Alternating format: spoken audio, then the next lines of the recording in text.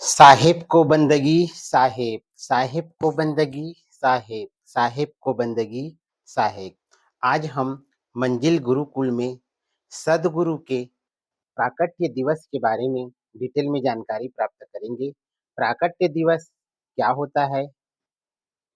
सभी चारों युगों में सत्य पुरुष के स्वरूप सदगुरु किस किस रूप में प्रकट हुए हैं, उन सब के बारे में डिटेल में जानकारी प्राप्त करेंगे। साथ ही सभी युगों में उन्होंने किन किन लोगों को अपनी कृपा दी है। सत्य पुरुष जो सर्वस्व है, निराकार है, पर ब्रह्म है, अविनाशी है, जो सभी जीवों को जो है अपने अंदर समाये हुआ है। जब जीव की उत्पत्ति होती है तो उसे माया पूरी तरह से जकड़ लेता है और जिस उद्देश्य के साथ सत्य पुरुष ने उसे धरती लोक पर भेजा है वो उद्देश्य वो भूल जाता है और माया के बंधन में बंध रहकर जो है वो केवल अपना जीवन व्यतीत करता है। उसी उद्देश्य को याद दिलाने के लिए सत्य पुरुष के द्वारा अपने स्वरूप जो है संदेश वाहक के रूप में जो है अपने स्वरूप को धरती पर भेजा जाता है और ऐसे स्वरूप का सत्य पुरुष के स्वरूप का जो है अवतरण होता है, प्रकट होता है। प्रत्येक युग में सत्य पुरुष के द्वारा भेजे गए संदेश वाहक यानी कि अपने स्वरूप का जो प्रकट हुआ है, जिस दिन वो प्रकट हुआ है उस दिन को हम प्रकट दिवस के रूप में यानी कि प्राकट्य दिवस के रूप में मनाते हैं। सत्य पुरुष ने जीवों को सही मार्गदर्शन दिखाने के लिए उसे अपने उद्देश्य को बताने के लिए संदेशवाहक के रूप में अपने स्वरूप को भेजा और चारों युग में जो है जो सत्य पुरुष के स्वरूप जो है धरती पर प्रकट हुए और धरती पर रहकर उन्होंने धरती के जीवों को उनके उद्देश्य को बताया और बताकर फिर वो अपने सत्य लोक की ओर अपने सत्य पुरुष में जो है समाहित हो गए। तो आइए आज हम मंजिल गुरुकुल में डॉक्टर टी के महन के माध्यम से चारों युगों में जो सत्य पुरुष के स्वरूप प्रकट हुए हैं उन्हें हम डिटेल में जानकारी प्राप्त करते हैं। सबसे पहले मैं आपको बता दूं जो भी प्रकट हुए हैं वो सत्य पुरुष के ही स्वरूप हैं। तो हम सबसे पहले सतयुग में चलते हैं। सतयुग जैसे आपको पता है कि 4 युग है, सतयुग, त्रेता युग, द्वापर युग और अभी वर्तमान में कलयुग चल रहा है। तो सतयुग में सत्य पुरुष के स्वरूप जो है सत सुकृत नाम साहेब जो है वो प्रकट हुए थे, ठट्ठा नगर में प्रकट हुए थे। यानी कि सत्य पुरुष ने अपने जीवों को उनके उद्देश्य को बताने के लिए अपने स्वरूप संदेशवाहक के रूप में सतयुग में सत सुकृत नाम साहेब को प्रकट किए थे। सत सुकृत नाम साहेब जो मथुरा के राजा घोंघल, रानी बीबसी, खेमसरी ग्वालिन इन पर उनकी विशेष कृपा रही और अपने संदेश को उन्होंने जो है पूरे सतयुग में दिया और साथ ही साथ अपने संदेश के साथ उन्होंने सहेज जी को गुरुवाई गद्दी सौंपी और सहेज जी को 7 वंशों का आशीर्वाद दिया कि आप जो है धर्म का प्रचार यानी कि सत्य पुरुष के संदेश को आप जन जन तक पहुंचाते रहेंगे। और इस प्रकार सतयुग में जो है सहेज जी को 7 वंशों का आशीर्वाद मिला। इसमें कहा गया है धर्मदास सुनु सतगुरु भाऊ, धर्मदास सुनु सतगुरु भाऊ, जिन जीवन को नाम सुनाऊ, सतयुग सत सुकृत मम नाऊ, आशा पुरुष जीव चेतायु, नृप घोंघल पहमय चले जाई, सत्य शब्द सो ताई सुनाई, सत्य शब्द तिन हमरो माना, तीन कह दिन पान पर माना। तो सतयुग में जो है संदेश वाहक के रूप में सत्य पुरुष के स्वरूप के रूप में सत सुकृत नाम साहेब प्रकट हुए थे और उन्होंने सतयुग में श्री सहेज जी को जो है 7 वंशों का गुरुवाई गद्दी का आशीर्वाद दिया था। अब दूसरे नंबर पर आते हैं त्रेता युग में। त्रेता युग में जो सदगुरु प्रकट हुए थे जो सत्य पुरुष के स्वरूप थे उनका नाम है मुनींद्र नाम साहेब, जो हस्तिनापुर में प्रकट हुए थे। त्रेता युग में जो सदगुरु प्रकट हुए थे वो है मुनींद्र नाम साहेब। इसमें जो है उन्होंने त्रेता युग में विचित्र भाट, रानी मंदोदरी, विप्र मधुकर को अपने ज्ञान से जो है उनके उद्देश्य को समझाया और उन पर कृपा की। मुनींद्र नाम साहेब जी ने गुरु चतुर्भुज गोसाई को जो है सत्य पुरुष के संदेश को जन जन तक पहुंचाने का जो है उन्होंने आशीर्वाद दिया और 16 वंशों तक गुरुगाई गद्दी प्रदान की। तो मुनींद्र नाम साहेब जी जो त्रेता युग में जो है सत्य पुरुष के संदेश वाहक के रूप में, उनके स्वरूप के रूप में प्रकट हुए थे। अब आते हैं द्वापर युग। द्वापर युग में जो है सत्य पुरुष के स्वरूप के रूप में करुणामय नाम साहब जो है प्रकट हुए थे और उन्होंने सत्य का ज्ञान जो है गढ़ गिरनार की रानी इंद्रावती को दिया था और उनकी भक्ति से प्रसन्न होकर उन्हें दर्शन भी दिए और साथ ही साथ उन्हें अपने साथ सत्यलोक भी ले गए।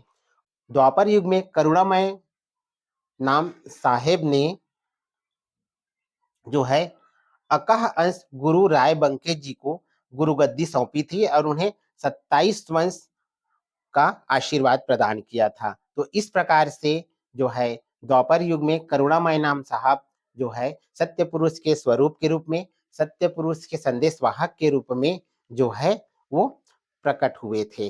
कलयुग में सत्य बोलने वाले, सत्य के रास्ते पर चलने वाले ऐसे लोगों की दिनों दिन कमी हो रही है और असत्य, हिंसात्मक प्रवृत्ति वाले लोगों की संख्या दिनों दिन बढ़ती जा रही है। अर्थात मनुष्य का जन्म जिस उद्देश्य के साथ हुआ है वो उद्देश्य जो है कलयुग में अधिकतर लोगों ने भुला दिया है और कलयुग में सत्य पुरुष के जो स्वरूप, जो सत्य पुरुष के संदेश वाहक है उनकी तो महती आवश्यकता थी, क्योंकि कलयुग में जो है दिनों दिन जो है हिंसा प्रवृत्ति बढ़ रही है। तो सत्य पुरुष ने अपने स्वरूप को, मनुष्य को उनके जन्म के उद्देश्य को याद दिलाने के लिए, माया में जो जकड़े हुए हैं उससे छुटकारा दिलाने के लिए सत्य पुरुष ने अपने स्वरूप संदेश वाहक के रूप में सदगुरु कबीर साहेब को भेजा। सदगुरु कबीर साहेब जो सत्य पुरुष के ही स्वरूप हैं और उन्हें जो है कलयुग में प्रकट हुआ, जिनको उन्होंने जो है अपने लेख में लिखा है 1455 साल गए, 1455 साल गए, चंद्रवार एक ठाठ थे। 1455 साल गए, चंद्रवार एक ठाठ थे, ज्येष्ठ सुधी बरसाइत को पूरनमासी प्रकट भये। ज्येष्ठ सुधी बरसाइत को पूरनमासी प्रकट हुए। और सदगुरु कबीर साहब कैसे प्रकट हुए उन्होंने भी बताया है। ना हम जन्मे गर्भ बसेरा, ना हम जन्मे गर्भ बसेरा, बालक होए दिखलाए, काशी नगर जल कमर पर डेरा। काशी नगर जल कमर पर डेरा, तहां जुलाहे ने पाए। अर्थात जो सदगुरु कबीर साहेब है विक्रम संवत 1455 को ज्येष्ठ मास में पूरनमासी के दिन जो है वो प्रकट हुए और इसी वजह से उनके प्रकट दिवस के रूप में उनके जयंती को मनाते हैं। और कैसे प्रकट हुए हैं वो, ना हम जन्मे गर्भ पैसेरा, वो जन्म में नहीं लिए हैं, अर्थात वो गर्भ में जन्म नहीं लिए हैं बल्कि वो सीधे बालक होए दिखलाए, सीधे बालक रूप में जो है काशी नगर जल कमल पर डेरा, काशी नगर के जो लहर तारा है उसके कमल पर जो है वो तेज पुंज के साथ, काशी के लहर तारा के जो कमल पुष्प के ऊपर में तेज पुंज के साथ, तेज प्रकाश के साथ वे प्रकट हुए थे। और इसी वजह से कलयुग में उनके अवतरण दिवस को प्राकट्य दिवस के रूप में मनाते हैं। सदगुरु कबीर साहेब ने अपना नाम जो है स्वयं बताया था, यानी कि वो बचपन से ही वो बोलते थे। जिस समय आजकल के बच्चे बोलना प्रारंभ नहीं करते उससे पहले ही वो जन्म से ही वो बोलते थे और उन्होंने अपना नाम जो है वो कबीर बताया था। बचपन में उन्होंने रामानंद को अपना गुरु बनाया था। सदगुरु कबीर साहेब अपने आप में सदगुरु हैं अर्थात गुरुओं के गुरु हैं। लेकिन चूंकि गुरु बिन ज्ञान नहीं होता, इस बात को चरितार्थ करने के लिए उन्होंने रामानंद जी को अपना गुरु बनाया था। साथ ही साथ वे उस समय रैदास, पीपा सैन उनके साथी रहे हैं, और उनके जो शिष्य के रूप में बहुत से लोग हैं, जिसमें लोई, गरीब, घिंसा, मलुकदास जी, कमाल, कमाली, ये सभी उनके शिष्य के रूप में रहे हैं। सिकंदर लोधी, नरेश वीर सिंह, बिजली खां पठान, ये सभी उनसे प्रभावित हुए और उन्हें अपना गुरु स्वीकार किया है। कलयुग में अपने ज्ञान से उन्होंने जो धार्मिक रूप से पाखंड था या धार्मिकता बुराई थी या धर्म में अनेक प्रकार की जो पाखंड स्तर फैला हुआ था, उसे कम करने का प्रयास किया। अपने ज्ञान के माध्यम से उन्हें जो है लोगों को जागरूक करने का प्रयास किया, जिसका कारण है कि आज भी कबीरदास जी के, सदगुरु कबीरदास जी के एक भी वाणी वचनों को आज तक जितने भी विद्वान हुए हैं, जितने भी हुए हैं, आज तक उनमें से किसी भी ने गलत साबित नहीं किया है, क्योंकि वो बोलते थे कि मैं जैसा देखता हूँ, जो है वास्तविकता में वही मैं अपना बोल रहा हूँ। शेखत की, मिर्तकी, जहां गस्त, अनेक फकीर, प्रसिद्ध फकीर भी उनके प्रशंसक रहे हैं। सदगुरु कबीर साहेब ने जो है कलयुग में अपने ज्ञान के माध्यम से, अर्थात सत्य पुरुष के द्वारा जो जिस उद्देश्य के साथ उन्हें कलयुग में भेजा गया था, लोगों को जागरूक करने के लिए, साथ ही उस जीव को उनके उद्देश्य को बताने के लिए कि जिन आपका जो जन्म है, आपका जन्म जो है लोगों को जागरूक करने के लिए हुआ है, उस जीव को बताने के लिए जो है सत्य पुरुष ने सदगुरु कबीर साहब को कलयुग में भेजा था। और वो थे धर्मदास साहब, धनी धर्मदास जी साहब, जो सुकृत अंश के थे। धनी धर्मदास जी साहब को उन्होंने उस सत्य का ज्ञान दिया, उसके इस धरती पर आने के उद्देश्य को बताया, और उन्हें जो है उनके जितने भी संदेह थे उनको अपने ज्ञान के प्रकाश से दूर किया और उन्हें अपना शिष्य जो बनाकर जो है गुरु गद्दी प्रदान की। तो सुकृत अंश धनी धर्मदास जी साहब को जो है सदगुरु कबीर साहब ने गुरु गद्दी सौंपी। सदगुरु कबीर साहब जी ने धनी धर्मदास जी को 42 वंशों का आशीर्वाद दिया। साथ ही कबीरदास जी जो है धनी धर्मदास जी साहब को अपने साथ में लेकर वे जगन्नाथपुरी भी गए, और पुरी में धर्मदास जी साहब को समाधि भी दिए, और साथ ही पुरी के जगन्नाथ मंदिर का भी निर्माण उन्होंने जो है कराने में महत्वपूर्ण भूमिका निभाई। सदगुरु कबीर साहेब पुरी से वापिस आकर जो है कबीर पंथ की जो बागडोर है वचन वंश चूड़ामणि नाम साहेब को सौंपी, और वहां से वो मगहर चले गए। क्योंकि मगहर उस समय जो है केंद्र बना हुआ था, मगहर में कोई लोग जाने से डरते थे। ऐसा अफवाह फैला दिया गया था कि वहां जिसकी मृत्यु होगी वो नरक को प्राप्त करेगा। उस पाखंड को, उस मिथ्या को तोड़ने के लिए सदगुरु कबीर साहब जो जीवन भर काशी में रहे हैं, काशी से जो है जो मगहर गए, और मगहर में उन्होंने जो है उस मिथ्या को तोड़ा, अपना शरीर को उन्होंने त्यागा, और उनके शरीर के जगह में जो पुष्प मिले, जिसे हिंदू और मुसलमान दोनों ने जो है अपना इष्ट देव समझते हुए, अपना सत्य पुरुष समझते हुए स्वीकार किया। और आज दुनिया में मगहर ही एकमात्र ऐसा जगह है जहां पर हिंदू और मुसलमान दोनों का मंदिर और मस्जिद, यानी कि दोनों का जो कबीर आश्रम है वो एक ही जगह बना हुआ है, और जहां बिना हिस्सा के जो है सदगुरु की पूजा की जाती है। हिंदू के द्वारा भी पूजा की जाती है और मुसलमानों के द्वारा भी पूजा की जाती है। वो पूरी दुनिया को संदेश देते हैं कि जो है मनुष्य का जन्म विशेष उद्देश्य के लिए हुआ है, और सत्य पुरुष की नजर में सभी मनुष्य, सभी जीव जो है समान है, और उन्हें अपना जन्म के उद्देश्य को पूर्ण करना चाहिए। माया, मोह, धर्म इत्यादि से परे होकर जो है अपने जन्म के उद्देश्य को सार्थक करना चाहिए। सदगुरु कबीर साहेब की जो वाणी है, सगुण साकार ब्रह्म एवं निर्गुण निराकार ब्रह्म के मध्य, जो सगुण साकार ब्रह्म है और निर्गुण निराकार ब्रह्म है, उसके मध्य सेतु निर्माण का कार्य करता है। आज पूरे संसार को सदगुरु कबीर साहेब के वाणी के अनुसार चलने की जरूरत है, क्योंकि सदगुरु कबीर साहब की वाणी सत्यता को प्रमाणित सहित बताते हैं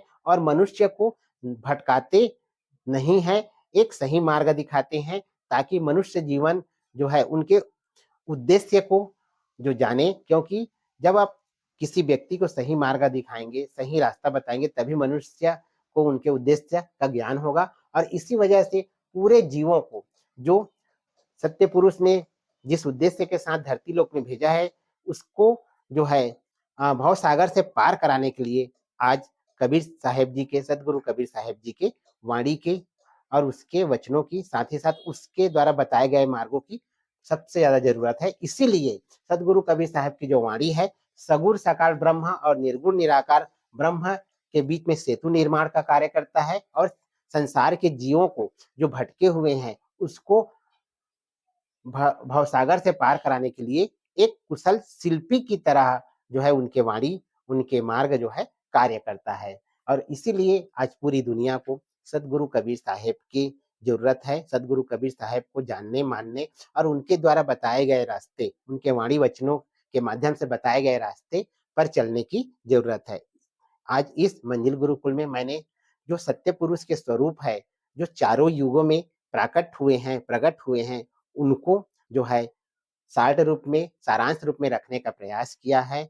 निसंदेह हम प्राकट्य दिवस क्यों मनाते हैं, इसका जो पूरी जानकारी है मैंने इस वीडियो के माध्यम से देने का प्रयास किया है सभी कबीर पंथियों को और सभी व्यक्तियों को, क्योंकि सदगुरु का कबीर साहब की जो वाणी है, सदगुरु कबीर साहब की जो वाणी है, किसी विशेष व्यक्ति, धर्म, जाति, लिंग के लिए नहीं है, बल्कि मानवता के लिए है और पूरे मानव जाति के कल्याण के लिए है, पूरे मानव जाति को जो है भवसागर के पार कराने के लिए है। साहिब बंदगी, साहिब